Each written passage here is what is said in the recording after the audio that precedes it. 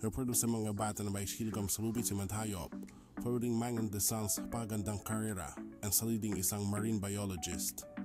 You could be marine biologists and umbrella sinks organism and digitin, mulis malilit na plankton hanggang sa malalaking balyena.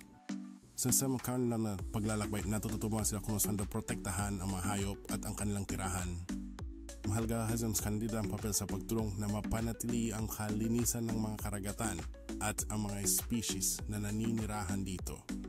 Sa pamamagitan ng pagsasaliksik at pagmamasid, ang mga bata ay nagiging inspirasyon upang protektahan ang mga yaman ng dagat.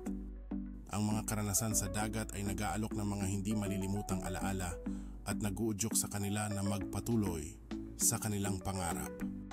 Sa bawat hakbang, ang mga bata ay natututo kung paano maging mga tagapangalaga ng kalikasan at mahahalagang bahagi ng ekosistema.